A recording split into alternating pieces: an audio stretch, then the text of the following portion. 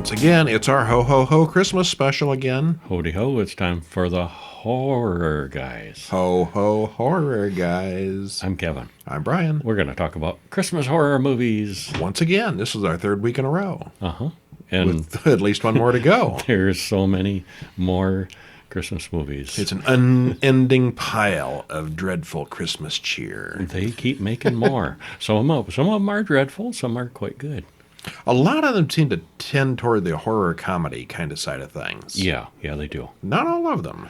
And we got a mix this week of both. It's a surprising number of decapitations. Should have kept track of how many decapitations. Yeah. It seems like every weekend we watch three decapitations in these Christmas shows. There goes somebody's head. Yep. What were we watching yesterday where we had one that was unexpected? Decapitations are funny. That wasn't yesterday. Day before. Yeah, I don't remember specifically which one it was. It was not the kind of movie where you expected anybody to get decapitated. And yet, there it was. There it was. Yeah. Well, this time out, we've got 5 more holiday-themed scare classics. We'll open up on the hilariously low-budget, yet somehow still awesome, Cadaver Christmas from 2011. I had never heard of this one before this week. I never had either. And it is amazing. But it was pretty awesome, yeah. Then we'll have a fancy dinner with the family in Mercy Christmas from 2017. Do you have ever gone on a Mercy date? This is a Mercy Christmas. This is Mercy Christmas. The whole holiday is. And then we'll stop and go Black Friday shopping from 2021's movie Black Friday. We'll travel to France to get a strange German gift in the Advent calendar from 2021. And lastly, we'll do an old classic, the 1951 version of A Christmas Carol. I'd never seen this version before. A.K.A. Scrooge. Mm-hmm. A lot of people consider this to be the best version, the definitive Scrooge. Okay. I don't know if that's true, but it was good. It was good, yeah. And, of course, stick around at the end where we will have 5 short films for you, some of which are also holiday-related. Mm-hmm. We got a mix. Don't forget to check out Horror Monthly, which is on sale now. It's got 43 reviews this time and a short story. Issue number 39. You can pick that one up at horrormonthly.com. Paperback, ebook, however you like to read your horror. Wherever fine books are sold. Yeah, even where the not fine books are sold. Mm-hmm. You can get them everywhere. But we'll start off. What are we going to start off with? We should start out with a Cadaver Christmas. 2011's Cadaver Christmas, directed by Joe Zarul, written by Daniel Reardon Hale, Hanlon Smith Dorsey, and Joe Zarul. Stars Daniel Reardon Hale, Hanlon Smith Dorset, and Yoshi Hayashi. Run 1 hour, 25 minutes. Yeah, this is kind of maybe a little more obscure, so if you haven't seen it, check out that trailer in the show notes. This one had body parts flying everywhere. But I can tell you the trailer makes it look cheap and low budget and crappy. Yeah. And it is. It is. But it's amazing at it. Yeah. It embraces the grindhouse look. Like with goofiness and over-the-top acting, and it works really well. The script is well written. It's gory and funny. And a ride that's pretty continuously wild. This is the best worst movie we saw this week. Yeah, The best bad movie. Best worst movie, yeah. We really like this one. Yes, yeah. we did. Yeah, you got to see this one. The news report complains that it's going to rain on Christmas. There's no white Christmas this year. Well, the guy at the bar, Tom, gets all teary-eyed at a cartoon about hippos. He loves those hippos. Then a janitor comes in, covered in blood, and asks to use the bathroom. Eddie, the bartender, calls Sam, the sheriff, about the man in the bathroom. Why is he covered in blood? Well, we find out. The man then comes out of the bathroom and explains that he's the janitor at the university. As he was cleaning, he noticed blood spots on the floor, which he followed. He was soon attacked by zombies. He calls them cadavers. Yeah. Sam comes in and yells that there's a bunch of cadavers in the parking lot going crazy. And that's a running joke when any time anybody tries to refer to them as zombies. No, they're cadavers. They're cadavers, yeah. And that's when the credits roll. Mm-hmm. Well, the 4 men go out into the parking lot and fight zombies with a snow shovel. Cadavers. Sam seems to think the janitor is responsible for all this. But Sam, the sheriff, has a perp in the back seat, arrested for having sex with a goat, which is also sort of an ongoing thing. Mm-hmm. The 5 men drive to the university, and the janitor does a flashback about calling the police. They are not helpful with 911 there, are they? Well, this was the one where he calls, if you call 911 on the campus, It rings it goes the to campus an security. office. Uh-huh. Yeah. And if nobody's at that office, well, the call doesn't go through the actual police. Well, the group gets to the university, but the cadavers are all gone, even the ones the janitor already killed. Sam admits that he's not really a cop anymore, and we get another flashback to when he admits to killing his partner, Carol, a canine. Well, the perp wanders off and finds a corpse that he likes. Better than a goat, I suppose. Is it, though? Because it's nasty. He leans in and kisses it. The burned-up corpse is much prettier than Betsy the goat. He soon gets down to business, oh my, as Yeah. Tom goes off to take a dump. The janitor changes his uniform and gears up for battle. The perp's dead friend comes to life, but the janitor is there to kill it again. Eddie and Tom run into the zombies, and Eddie gets bitten. The perp knows the rules of zombies and says that Eddie's gonna turn. The janitor then tells everything that led up to this, including Professor Hildencrest's disappearance. The group encounters Kristen, the head of security, and she refuses to call 911 for real, but does join their group. And it's this group against the cadavers. Cadavers, yeah. All right, well, anyway, skipping to the bottom here. This is how you make a low-budget film, with questionable actors. None of these people are particularly good. Oh, they get Or maybe they are that good. They get the job done, yeah. You lean Yeah. into the ridiculousness with this one. The gritty grindhouse look of the film nicely covers what might be poor cinematography, or maybe it's all intentional. The funny characters and goofy overacting make it all worthwhile, and the actually very good script bumps it all up. No one seemed to be taking this one seriously, and that's the best part. While we were watching it, Kevin said, they're doing bad, right? Yeah, it was so entertaining. Yeah. Yeah, would highly recommend this one. Like I said in the beginning there, the movies tend to either go for Christmas scary or comedy scary. Christmas, what am I saying? I got Serious? distracted by the lady in the tube there. Serious or funny. Yeah, and this is my favorite of the funny ones this week. Mm-hmm.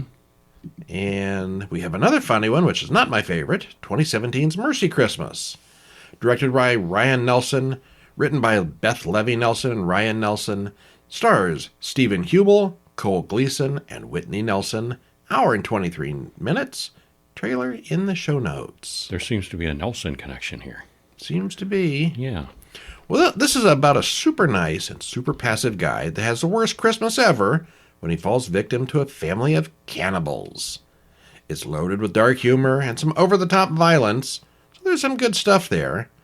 But its main weakness is a stretch through the middle where things bog down a bit. It's got a heck of a climax, though. We give it a moderate thumbs up. Mm-hmm. I enjoyed it. So should I give him a little taste? Give it a little taste. Michael Brisket invites his boss to a Christmas party. The boss turns him down, but assigns him a bunch of reports he needs done by Christmas. The boss's new assistant, Cindy, drops off huge piles of reports for him to sort through. He's a numbers guy. Yeah. Well, Catherine, a grouchy bartender, says she doesn't do Christmas. And then someone kills her. Someone kills an old man and a ticket scalper. The killer loads the bodies into the back of his truck. Okay. Mm-hmm. Well, meanwhile, Cindy comes to Michael's Christmas party. She's the only one who shows up. Well, Michael really loves Christmas, but no one seems to really love Michael. So it's kind of an awkward party with just the two of them? Yeah. But they do have a nice conversation and end up having a nice-looking evening. And they get along fine, and she invites him to her family's Christmas party tomorrow night. She feels sorry for him, so that she invites him to a mercy Christmas. Mm-hmm. Mm-hmm. Yeah. Well, Cindy picks up Michael, and they get to her parents' house. Philip, her ex, is there, too, invited by Cindy's father. Pleasing no one but the father. Yeah. Well, they all sit down to eat ribs, and Michael chows down. Those ribs are delicious. And then they all drink an eggnog toast to home cooking. Just before Andy, who's Michael's boss, shows up. He's Cindy's brother. Oh. Yeah, well, then Michael passes out because he's been drugged. Oh. I kind of saw that coming. Yeah. Yeah. Well, Michael soon wakes up tied and bound in a dark room. And there are others tied up there, too. the old man, the bartender, and the ticket scalper that we saw there earlier. Not killed, only kidnapped. Bart comes in and does kill the old man before dismembering him with an electric knife. Well, Andrew says they have a problem. Michael is now part of their dinner, but he needs those reports done by tomorrow. So he drags Michael out and tells him to get to work with electroshock torture. He's wrapped up in Christmas lights with a loose end on the Christmas bulb, so every time the lights blink, he gets zapped. Mm-hmm, yeah. None of the family thinks there's anything weird about this. Granny comes in. She wants everyone to stop and go to church. All right, that's probably a good place to stop right there. Yeah. This is just a weird story. It's a weird with family. Weird characters. Weird characters. Yeah. Yeah. All right, well, Michael is pathetic and naive, but he's very nice. He's extremely passive and wimpy. I'd eat him. Tender. Yeah. He looks like a big Christmas turkey. Well, the comedy here is mostly based around how twisted this normal-looking, normal-acting family can get. That, and lots of food jokes. The problem here is that it's all pretty slow-paced in the middle. Michael is not a particularly likable character. He's just too much of a wimp, crossing the line into caricature. Yeah, somewhat. I think most people would have fought back long before Michael does. He really puts up with a lot. But Yeah. when he does finally fight back, boy, he does. Yeah. I thought it was pretty good all around. I mean, yeah, he might be a little messed up after going through all that. Do you think he's going to still love Christmas as much as he did at the beginning of the movie? He may not be such a big fan of Christmas turkey or Christmas ham. He Yeah. wants special dishes, ribs. Yeah, basically a movie about the worst Christmas ever inflicted on a true lover of Christmas. So, But only thing worse than a Mercy Christmas is Black Friday. Black Friday. 2021 Black Friday, directed by Cassette Thibault, written by Andy Greskoviak. That rolls off the tongue. It does. Stars Devon Sawa, Ivana Baquero, Ryan Lee, and Bruce Campbell. Hour and 24 minutes. Trailer in the show notes. It's not exactly a Christmas story. It's more of a... Work in retail before Christmas. Yeah, it's the same thing. Being stuck working at a bad retail job on Black Friday that starts on Thanksgiving is bad enough. But then you add in some alien-spawned zombie invasions, and it just gets worse. This one is all around good with a strong cast, entertaining story, and excellent special effects. Got a lot of humor mixed in with the horror. So that's another one we'd recommend. This one definitely leans more into the horror, the comedy than the horror. Yes, it's very it's heavy. goofy. Yeah, it is.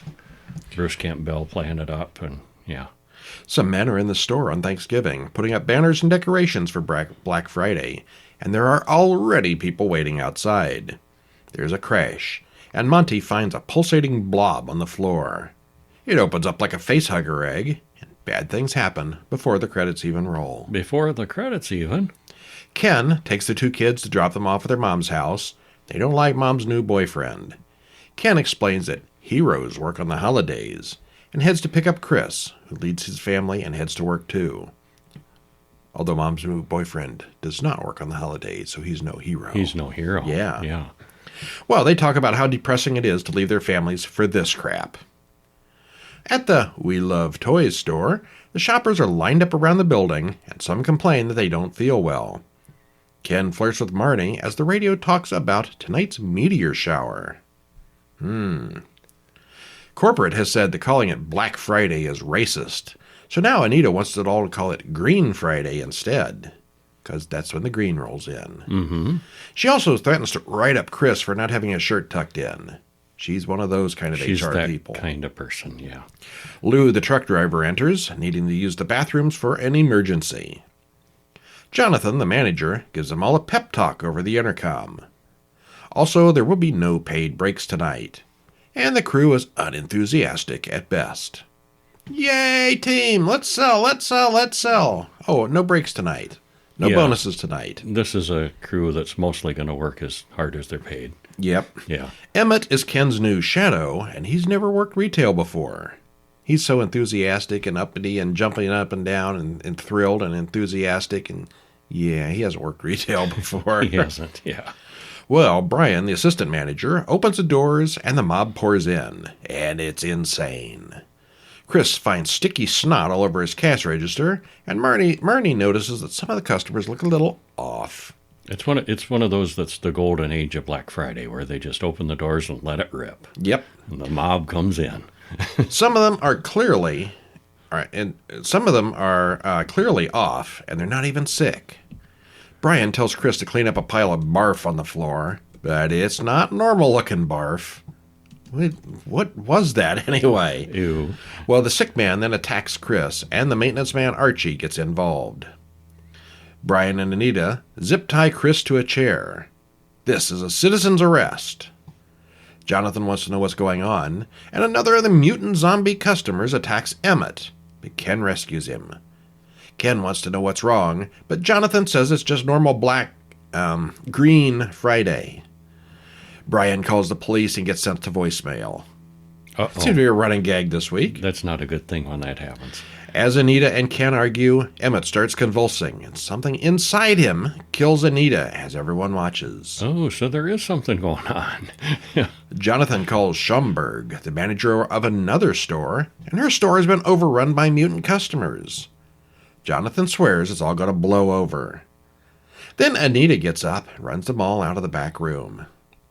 The group splits up to assess the situation, and they all run into trouble. There are body parts everywhere, but the shoppers seem to be building something. Lou attacks Ken and Jonathan finally does something. Then Jonathan lets it slip there's not going to be any holiday bonuses this year, and there are going to be layoffs to follow. Everyone quits on the spot. Doesn't matter, they can't leave because they're surrounded by zombies. Might as well, you're not selling much anyway. Yeah. The police arrive, but they drive through the window, which releases the horde outside that wants inside for some reason. Probably a good place to stop. So it's retail versus zombies. Yes. Yeah. Sounds like a good video game. With an alien bent to it. It's like an alien invasion. Yes. Mm-hmm. Well, all the way back to Dawn of the Dead, zombies have always been about consumerism. This one isn't even subtle about it. Oh, not at all. It picks on all the retail and corporate jokes and tropes, especially with the Black Friday stuff. The characters are all realistic types, from the suck-up assistant manager and employee of the month to the old-timers who don't really do anything. We've all worked with these characters before. I've worked retail. I recognized all these people. And Bruce Campbell is Jonathan. He kept reminding me of John Cleese. Yeah, a little He's starting to resemble him a lot. Uh-huh. He's aging into a John Cleese, yeah. Uh-huh. Uh-huh. Yeah, anyway, the acting for all these stereotypical characters is just fine. The monitor effects and makeup are great, and the overall concept is fun.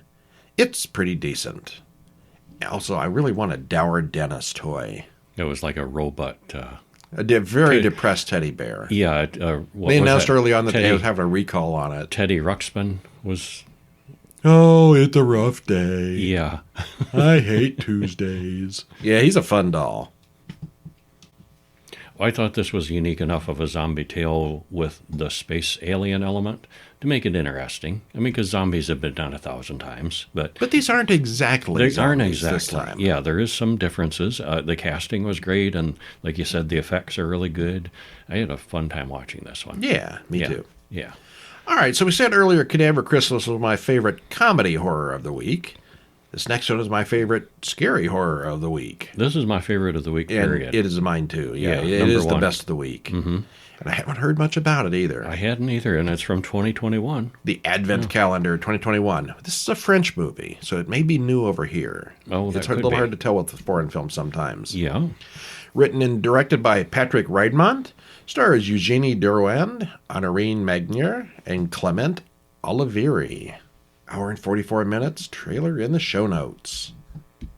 Spoiler free. Do you want me to tell them a little taste? Tell us a little bit. Well, not long into it, we get the picture that the Advent calendar isn't just a benign magic object. It's a trope that wishes can have consequences. This has kind of been done before in movies. This one spices it up to make it very interesting. It's really well done. It's like a real Advent calendar. The fun is seeing what the next little gift is going to be as the big finish approaches. We both liked it. This But, seemed but like I think I liked it better than you. You kind of rated it as good at the time, and I thought it was great. no. The more I thought about it, the better it got. Okay. I thought in the middle it kind of dragged a little bit as she kept going one day and one candy to the next. But that was the But point of it. that was building up. Yeah, Yeah. it seemed a little slow, but there's a payoff. It builds one day at a time, yeah. And she can't open them early. So there's No. there's no cheating. So it unfolds whether she wants it to or not. You know. Well, a guy flirts with Ava at the pool, and we soon see that she's in a wheelchair. Then we cut to her recording herself, maybe standing up, as she warns us to follow the rules or die. Credits roll. And what's that about? None of that made any sense. Well, we find out. Ava goes home and puts out some dinner for her dog. Eventually, she climbs into her dark, dank, dingy bedroom and has a flashback to the traffic accident that put her in the chair. It's December 3rd. Well, her boss doesn't like her, says she costs too much to keep her around, but he doesn't have a lot of choices. She calls her father, but he's got too much dementia to even remember who she is, and her stepmother is on the wicked side. Boy, blatantly. You can tell by the hair. The wicked stepmother, yeah. Her friend Sophia stops in, and she's very upbeat. She's brought a present from Germany, a big fancy advent calendar. And I thought it was really nice, such a contrast when Sophia comes in. She is such a breath of fresh air, because this girl is not having a good time, a good life, a good, it's just dreary, and she's, things are not going good. And Sophia she's has a good sad. time everywhere. And Sophia just breezes in, and the mood changes completely. On the back of the calendar, it says, "Dump it and I'll kill you," which they both find to be hilarious. Mm-hmm. When Ava opens the first door, she pulls out a chocolate. We also see something somewhere waking up. The wrapper is printed with a warning. The calendar contains candy. If you eat one, eat them all, or I'll kill you. Germans are grim, Sophia says. Yeah. Since it's the 3rd of the month, she opens up the first 3 compartments. To kill hurt, kill what hurt you, says the 3rd day's note. And she tries to open the 4th door, but it won't open. Huh. Well, at midnight, the box calls for her to open the 4th door. It's got this little, wooden head that pops out of the top. I don't know what it says. It's in German, but it says, come and eat your candy or something. Well, it says it in English, though. Does it? Okay. Funny, because it's a French movie. Mm-hmm. Yeah. Well, Well, okay. There's German, there's French, and, they kind of English it for us. Yeah. Because we're it's a complicated movie. English viewers, yeah. Well, this time the candy wrapper has something biblical in it about cripples being able to walk, which they both find a little offensive. She doesn't eat that one. Later, when she eats a piece of her father's favorite candy on the 5th, she gets a phone call from him on a phone that's been disconnected. But it's definitely his voice. And this is where she gets tipped off that there's a little bit of magic going on. Mm-hmm. At work, Ava is told to train her replacement by John, her boss, who's also cutting her hours. Sophia wonders if the calendar had hallucinogenic candy in it to make it seem that Ava's father had called the previous night.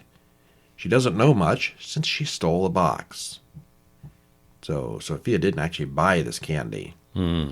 Sophia then takes Boris out to a bar. It came with the candy in it. Huh. Yeah. How about that? So how did that happen? Sophia takes Ava out to a bar with Boris and Thomas. Thomas is nice, but Boris is a bit of a jerk. Ava likes Thomas, but Sophia steals him away at the last minute. Ava passes out on the way home, and Boris takes advantage of her. When she reacts badly, he literally dumps her out on the street. The creature in the box pops up. And when she yells, "Drop dead," a little car rolls out of the advent calendar. All by itself. As her dog plays with the toy car, bad things happen to the real car. Voodoo car. Voodoo car, yes. Uh-huh. The next day, Ava hears about Boris's death and remembered what she yelled. Not only did Boris send her a text after he died, but he left her some money.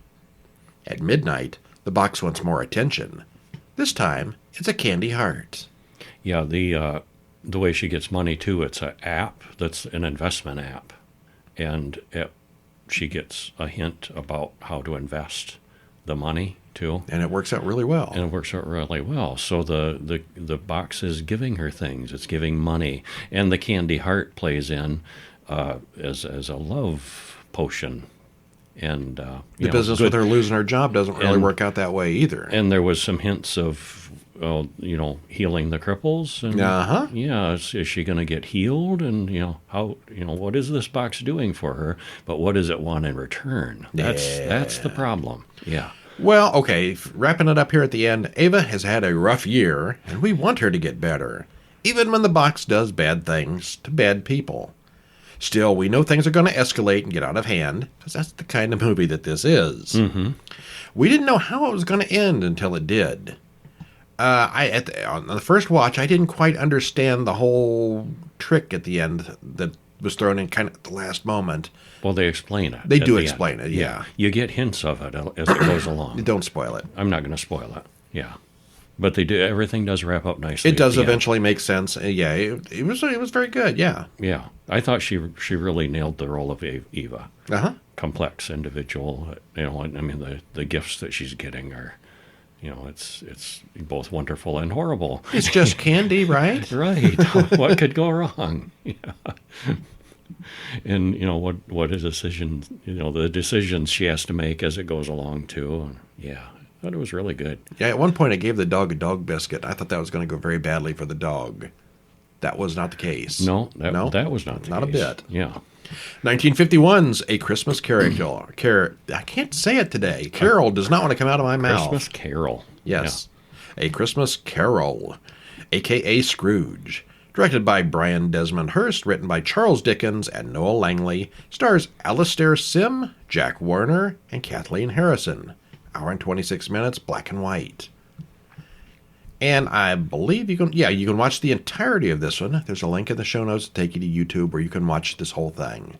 And it looks pretty sharp for 1951. It's not bad. Mm-hmm. Yeah, it's okay. It was an okay version. Yeah. This was a solid rendition of the story. Alastair Sim as Scrooge was believable in the role, and the rest of the cast was very good as well. The special effects are minimal and limited to 1951 technology, but they get the job done. Some double exposed things here and there.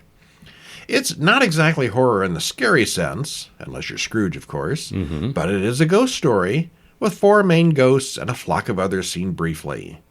If you're looking for a version to see, there are more than 100 of them out there. Yeah, I was surprised how many there are. Every show has done one. Plus the minor, episodes and spoofs and things that are out there. WKRP did a Scrooge episode. Yeah, no, this is just over 100 movies. Movies, yes. Yeah, movies, yeah.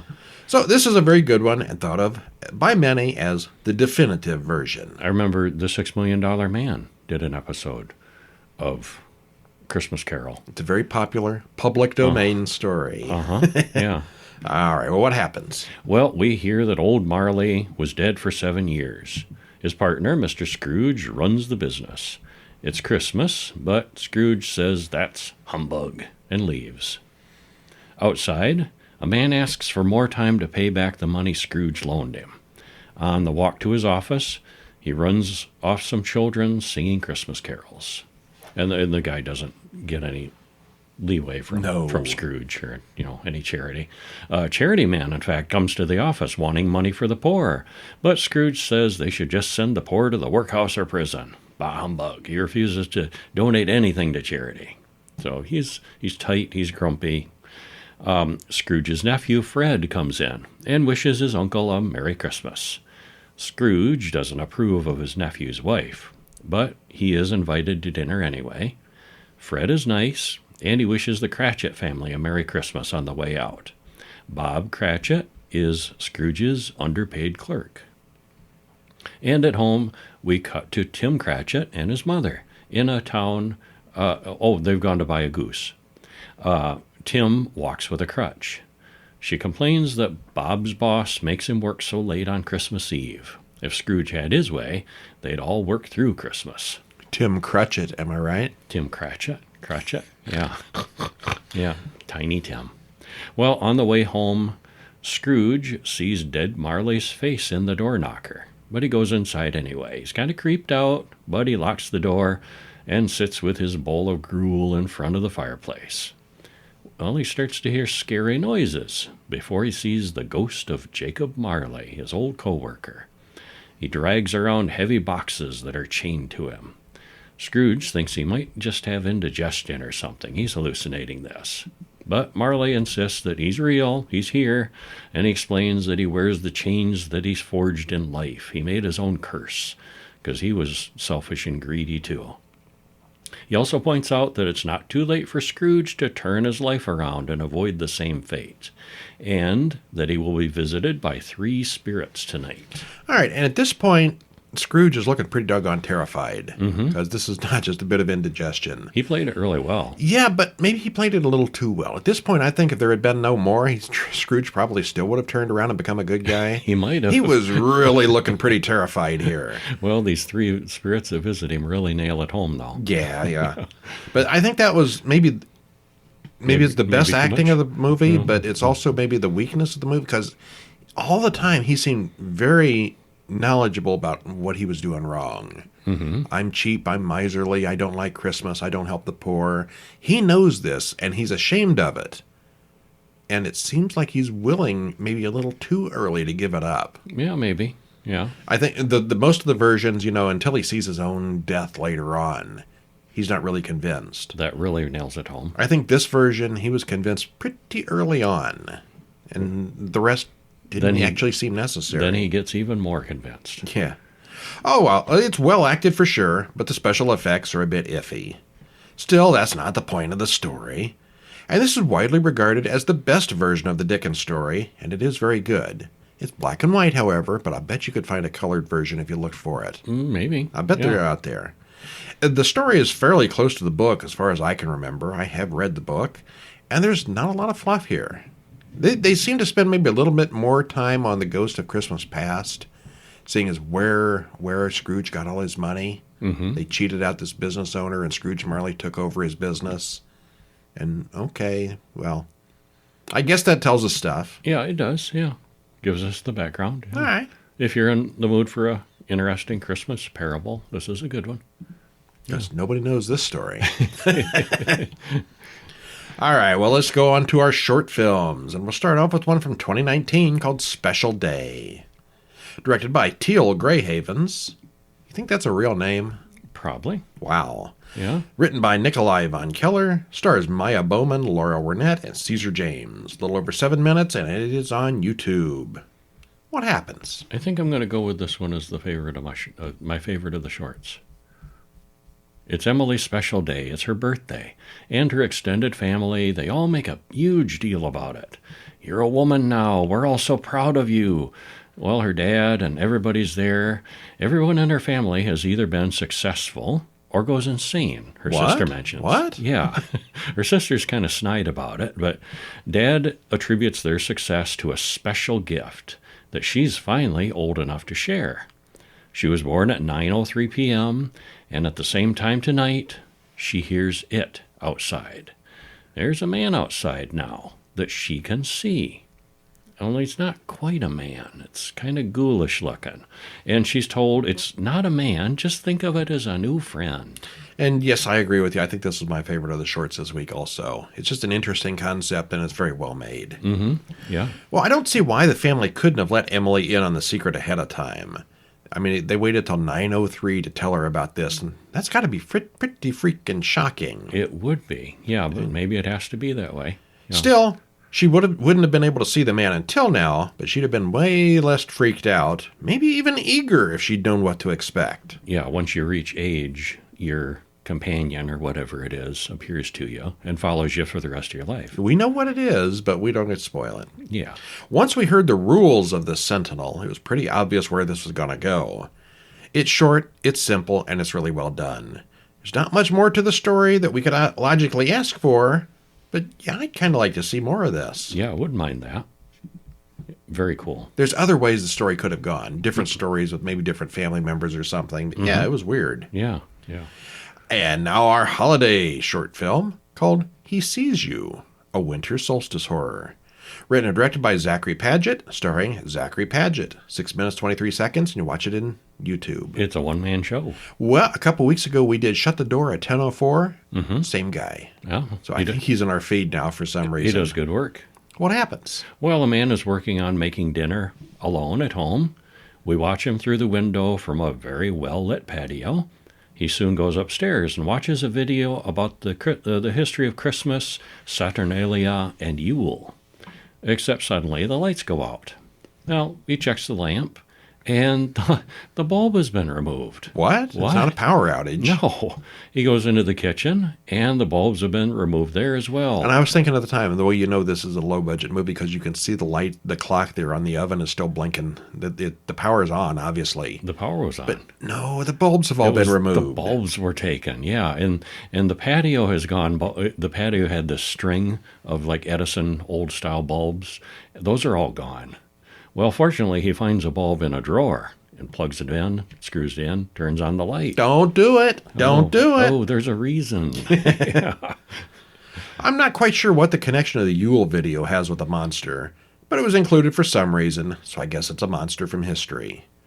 There's mention in there, I guess, about fires for protection or something. Yeah, way back in the day. Yeah. Yeah, that this whole Christmas Yule thing goes back to ancient times. Yeah. When there's been monsters way back. Yeah. Well, the camera work here is good, especially since much of the film is dark, and the quiet music and sound effects add a lot to the mystery of the story.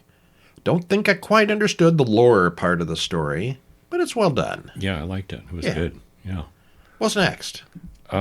It's this one was really surreal. It's The Naughty Bells of Holy Hells, directed by the Helmers. Stars George Sternlicht, Ari Sternlicht, David Sternlicht, and Peter Sternlicht. I suspect the Sternlichts are the Helmers. There seems to be some Sternlichts here. What happened? Well, a man brutally murders a snowman and then stomps on the presents. This guy does not like Christmas or something. Mm-hmm. He then takes one of those bell-ringing guys and beats him to death. Then we cut away to see two men in stocks, like in, medieval times. Mm-hmm. There's one of them who's wearing a sign around his neck that says gossip, and the other one says sinner. And they're both wearing weird masks. One's a pig and one's sort of like a jester. They are cool masks. They are cool masks. Uh-huh. But there's a politician also, and he gets an even worse fate. The gossip, one of the guys in the stocks, starts to torment the sinner in the other stock in the only way he can in the current situation. That's one of them. Yeah. Well, the torturer eventually comes over and releases the sinner. What's he going to do for revenge? Time for revenge, yeah. Not the bells! The bells! The bells! No, not the bells! This guy specifically does not like bells. Yeah, don't jingle. Yeah. The naughty bells of Holy Hells, yes. Yeah. It's well filmed and shot in an interesting way. It's kind of nonsensical and surreal. We don't really know why any of this is happening, but only one of this group is having any fun. And I gotta point out that the credits at the end of the movie is the hardest to read font I have ever seen. I think maybe there was a director and writer for this, but I just couldn't make it out. And I see what you mean by that, yeah. You agreed with me, didn't you? I agreed, yeah. Oh, and there is a very brief little scene after the credits. Yeah, I gotta watch that, too. Stick to the end. Uh-huh. Yeah, that one was a hoot. What's next? Next up is The Goat Monster versus Fat Werewolf. What? Yeah, I said that right. The Goat Monster versus Fat Werewolf.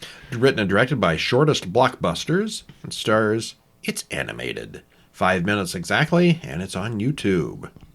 Now, this didn't seem like AI. But it kind of did also. But it's not. I'm pretty sure it's not. It's not, because AI segments fall apart when they're that long. Yes. And, it's really cool. Yeah. Yeah. Well, the goat man admires his pregnant wife's belly as their child roams around nearby. They all soon see that there's a giant spider out in the woods stalking them. But if that wasn't bad enough, there's a huge werewolf who's also hunting them. The goat man is smart and starts a forest fire before fighting back. And the various monsters fight to the death, and it's all very dramatic. Yeah, the first scene immediately made me think this was done by AI. They're all kind of standing in the woods, and nobody's moving, and there's like these flies jiggling around them that made it look kind of like poorly done AI animation. But then you start to doubt that as you see it. But then it's not, yeah. Because the characters are all consistent through the action scenes. Yeah, the characters are consistent, and there's a logical plot going on throughout the whole story. I think it's probably regular computer-generated animation without the AI stuff that we both trash so heavily. It looks good. The creature designs are excellent. There's even an emotional component to it. It's all very sharp. I especially like that scene in the rain at the end. That was some cool animation. It's like the water was on a, what do you call that, a shield over the camera or something, like looking out a window. It was a neat little thing for animation. Yeah, double layered, yeah. Okay, I liked it. Yeah, I did too. Yeah. And I really don't want to know that this was AI. Because I don't know, unless it's really improved a whole lot in the past few weeks.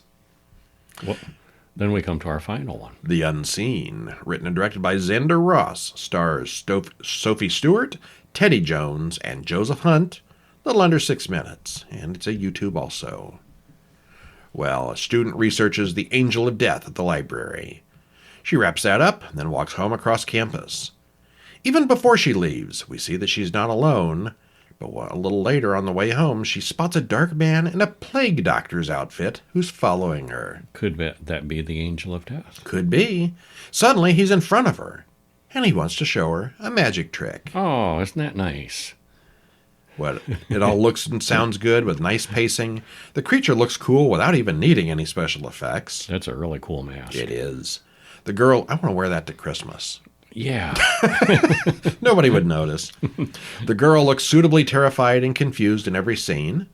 We aren't quite sure why this is all happening, but it's fun seeing how it works out. Yeah, it was a good one. Yeah.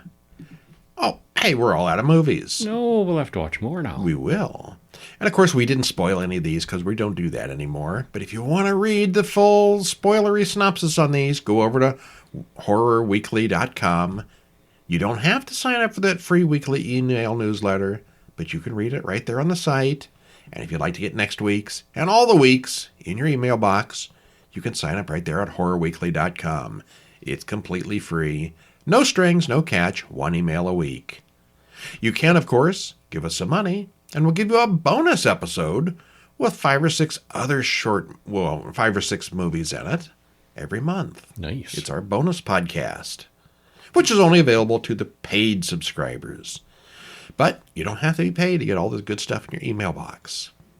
But that's it for this week. Next week, we will have more holiday horror for you. It never ends. Well, it will eventually. The reason for the season is the screams. And the decapitations. And many decapitations, yes. All right, I'm Brian. I'm Kevin. We'll see you next week. Yeah. See ya.